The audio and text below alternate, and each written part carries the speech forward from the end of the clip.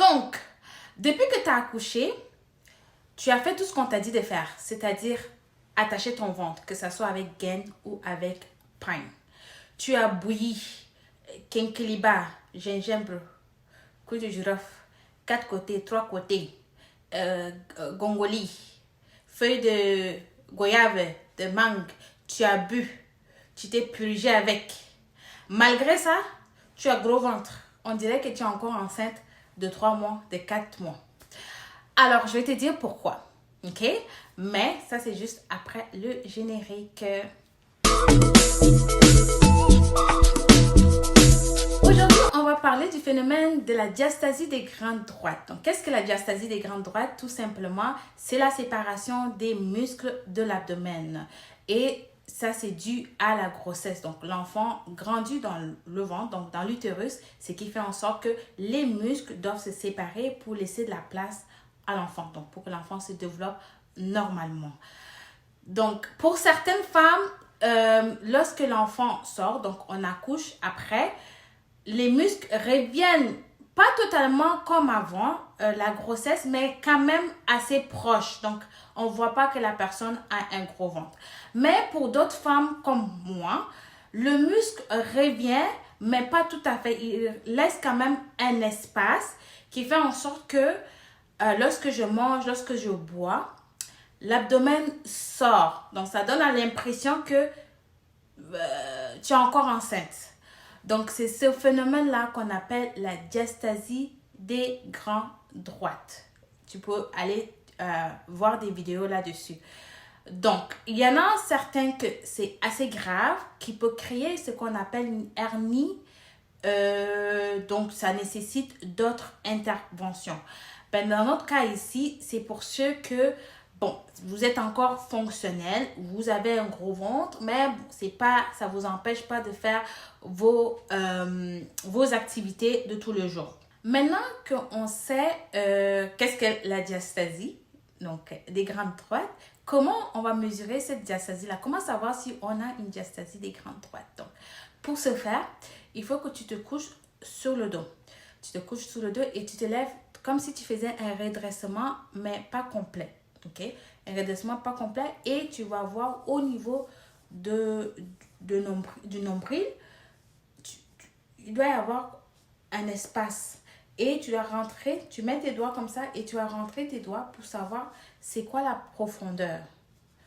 Tu vois ce que je veux dire? C'est quoi la profondeur et c'est quoi la largeur? Donc, la profondeur, c'est comme ça. Ouais, c'est comme ça. Comme ça, je sais pas comment, comme ça. Et puis la largeur, c'est comme ça. La largeur, c'est comme ça, excusez-moi. Et la profondeur, c'est comme ça. Donc, comment profond c'est et la largeur, comment c'est. Donc, ça peut être 2 doigts, 3 doigts, 4 doigts, comme la largeur. Et puis la profondeur, ben, c'est comment on mesure. Donc, c'est comme ça qu'on mesure la diastasie. Si vous n'êtes pas en mesure de le faire, vous pouvez toujours aller voir votre physiothérapeute, si vous avez un physio, ou vous allez voir votre médecin. Votre médecin sera en mesure de le mesurer pour vous et de lui dire comment est-ce que c'est une diastasie légère, profonde ou très grave. Donc, c'est comme ça qu'on le mesure. Alors, moi, mon expérience est que je n'ai pas entendu quelqu'un dans mon entourage qui a parlé de la diastasie des grandes droites. Je sais que de façon générale, on dit quand tu viens d'accoucher, il faut attacher ton ventre, il faut voir les tisanes pour ne pas avoir un gros ventre. Mais il faut savoir que ces éléments-là, pour certaines femmes, ne fonctionnent pas. Comme on a beau attacher le ventre, on a beau s'épurger, ça ne fonctionne pas. Alors qu'il y a un problème, effectivement, où il y a un nom sur ce phénomène-là pour ces femmes-là qui sont touchées par le fait qu'elles ne retrouvent pas leur corps d'avant ou leur ventre d'avant. Et j'ai aussi remarqué que même les professionnels qui nous ont aidés à accoucher, ils ne nous en parlent pas quand on sort de l'hôpital ou le professionnel qui vient après pour faire les suivis et tout, nous en parle pas du tout. C'est vraiment, il faut faire ses propres recherches et tout. Mais par contre, je commence à voir qu'il y a de plus en plus de femmes qui en parlent. Alors, pour les exercices, il faut savoir qu'il y a des exercices pour ça, pour aider à rapprocher les muscles, à amener les muscles à se rapprocher le plus possible. Donc, je vais vous mettre des images, des exercices à faire que moi, mon physio m'a recommandé. Mais vous pouvez aussi taper sur YouTube exercices pour la diastasie et vous allez voir qu'il y en a plusieurs. Il y a tous les modèles. Par contre, il faut aussi faire attention parce qu'il y a des exercices qui ont tendance à aggraver la diastasie en tant que telle. Donc, au lieu de rapprocher les muscles, il va les séparer, créer vraiment une séparation encore plus grande.